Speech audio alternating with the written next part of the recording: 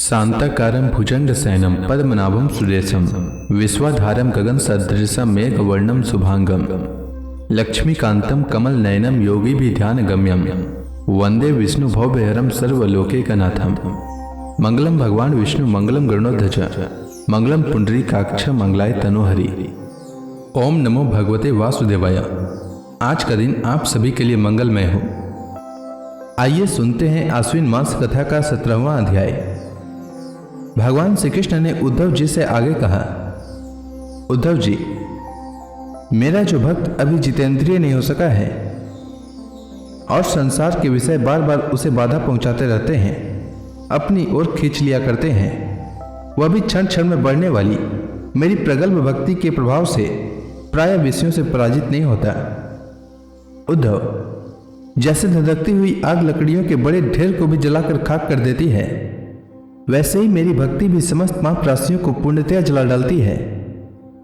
उद्धव, योग साधन, ज्ञान विज्ञान, धर्मानुष्ठान, जप पाठ और तप त्याग मुझे प्राप्त कराने में उतने समर्थ नहीं है जितनी दिनों दिन बढ़ने वाली अनन्य प्रेममयी मेरी भक्ति।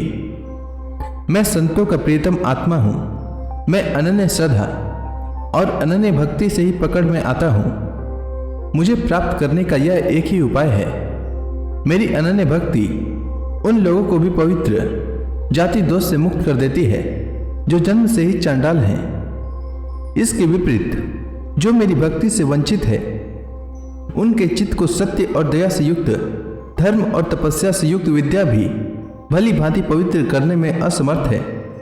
जब तक सारा शरीर पुलकित नहीं हो जाता, चित्त पिघलकर गदगद नहीं हो जाता, आनंद के आंसू आंखों से छलकने नहीं लगते तथा अंतरंग और बहिरंग भक्ति की बाढ़ में चित्त डूबने उतराने नहीं लगता, तब तक इसके शुद्ध होने की कोई संभावना नहीं है। जिसकी वाणी प्रेम से गदगद हो रही है, चित्त पिघलकर एक ओर बहता रहता है, एक क्षण के लिए भी रोने का तांता नहीं टूटता, परंतु जो कभी कभी खिलखिलाकर हंसने भी लगता है, कहीं लाज छोड़कर ऊंचे स्वर से गाने लगता है तो कहीं नाचने लगता है।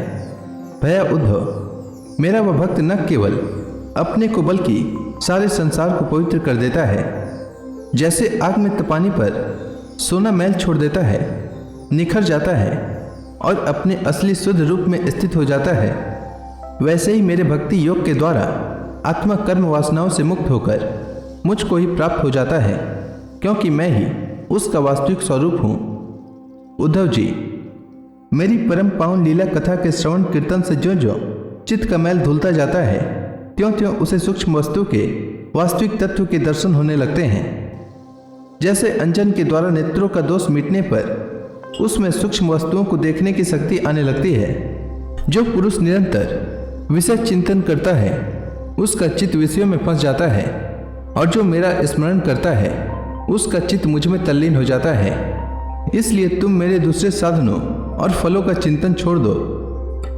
उद्धव जी, मेरे अतिरिक्त और कुछ है ही नहीं। जो कुछ जान पड़ता है वह ठीक वैसा ही है जैसे स्वप्न अथवा मनोरथ का राज्य। इसलिए मेरे चिंतन से तुम अपना चित्त शुद्ध कर लो और उसे पूरी तरह से एकाग्रता से मुझ में ही लगा दो। सहमी पुरुष स्त्रियों और उनके प्रेमियों का संग दूर से ही छोड़कर पवित्र एकांत स्थान में बैठकर बड़ी सावधानी से मेरा ही चिंतन करें। प्यारे उद्धव, स्त्रियों के संग से और स्त्री संगियों के लंपटों के संग से पुरुषों को जैसे क्लेश और बंधन में पड़ना पड़ता है, वैसा क्लेश और फसावट और किसी के भी संग से नहीं होती। उद्धव जी ने पूछा, कमल नयन श्याम सुंदर, आप कृपा करके यह बतलाइए कि मुमुक्षु पुरुष आपका किस रूप से, किस प्रकार और किस भाव से ध्यान करे। भगवान श्री कृष्ण ने कहा, प्रिय उद्धव, जो न तो बहुत ऊंचा हो और न बहुत नीचा ही, ऐसे आसन पर सिर को सीधा रखकर आराम से बैठ जाए, हाथों को अपनी गोद में रख ले और दृष्टि अपनी नासिका के अग्रभाग पर जमावे।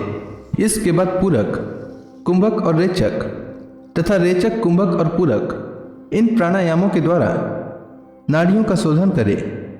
प्राणायाम का अभ्यास धीरे धीरे बढ़ाना चाहिए और उसके साथ साथ इंद्रियों को जीतने का भी अभ्यास करना चाहिए। हृदय में कमल नाल गत पतले सूत के समान ओमकार का चिंतन करे। प्राण के द्वारा उसे ऊपर ले जाए और उसमें घटानाद के समान स्वर स्थित करे। उस स्वर का तांता टूटने न पावे। इस प्रकार प्रतिदिन 3 समय 10-10 बार ओमकार सहित प्राणायाम का अभ्यास करे। ऐसा करने से 1 महीने के अंदर ही प्राणवायु वश में हो जाता है। इसके बाद ऐसा चिंतन करे कि हृदय एक कमल है। वह शरीर के भीतर इस प्रकार स्थित है मानो उसकी डंडी तो ऊपर की ओर हो और मुंह नीचे की ओर हो। अब ध्यान करना चाहिए कि उसका मुख ऊपर की ओर होकर खिल गया है। उसके 8 दल हैं और उनके बीचों बीच पीली पीली अत्यंत सुकुमार कर्णिका है। कर्णिका पर क्रमशः सूर्य, चंद्रमा और अग्नि का न्यास करना चाहिए। तदंतर अग्नि के अंदर मेरे इस रूप का स्मरण करना चाहिए। मेरा यह स्वरूप ध्यान के लिए बड़ा ही मंगलमय है। मेरे अवयवों की गठन बड़ी ही सुडौल है। रोम रोम से शांति टपकती है। मुख कमल अत्यंत प्रफुल्लित और सुंदर है। घुटनों तक लंबी मनोहर 4 भुजाएं हैं। बड़ी सुंदर और मनोहर गर्दन है। मरकत मणि के समान सुस्निग्ध कपोल है। मुख पर मंद मंद मुस्कान की अनोखी ही छटा है। दोनों ओर के कान बराबर है और उनमें मकराकृति कुंडल झिलमिल झिलमिल कर रहे हैं। वर्षाकालीन मेघ के समान श्यामल शरीर पर पीतांबर फहरा रहा है। शिवत्स एवं श्री लक्ष्मी का चिन्ह वक्ष स्थल पर दाएं बाएं विराजमान है। हाथों में क्रमशः शंख, चक्र, गदा एवं पद्म धारण किए हुए हैं। गले में वनमाला लटक रही है। चरणों में नुपुर शोभा दे रहे हैं। गले में कौस्तुभ मणि जगमगा रही है। अपने अपने स्थान पर चमचमाते हुए किरीट, कंगन, करधनी और बाजूबंद शोभायमान हो रहे हैं। मेरा एक एक अंग अत्यंत सुंदर एवं हृदयहारी है। सुंदर मुख और प्यार भरी चितवन कृपा प्रसाद की वर्षा कर रही है।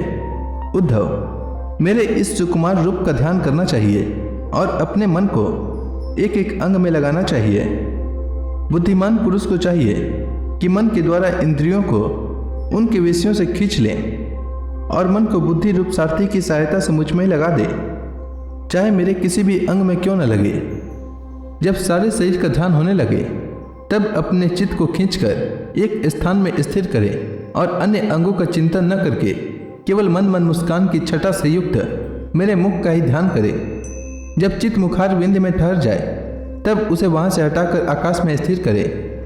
तदंतर आकाश का चिंतन भी त्याग कर मेरे स्वरूप में आरूढ़ हो जाए और मेरे सिवा किसी भी वस्तु का चिंतन न करे। जब इस प्रकार चित्त समाहित हो जाता है तब जैसे एक ज्योति दूसरी ज्योति से मिलकर एक हो जाती है, वैसे ही अपने में मुझे और मुझ सर्वात्मा में अपने को अनुभव करने लगता है। जो योगी इस प्रकार तीव्र ध्यान योग के द्वारा मुझ में ही अपने चित्त का संयम करता है, उसके चित्त से वस्तु की अनेकता, तत्संबंधी ज्ञान और उनकी प्राप्ति के लिए होने वाले कर्मों का भ्रम शीघ्र ही निवृत्त हो जाता है। तो इसी के साथ यह अध्याय समाप्त हुआ। इसके आगे भगवान श्री कृष्ण ने उद्धव जी से क्या कहा यह मैं कल के अध्याय में सुनाऊंगा। तब तक के लिए भगवान हरि का नाम लेते रहें। तो प्रेम से बोलिए भगवान विष्णु की जय, श्री कृष्ण भगवान की जय, समस्त देवी देवताओं की जय।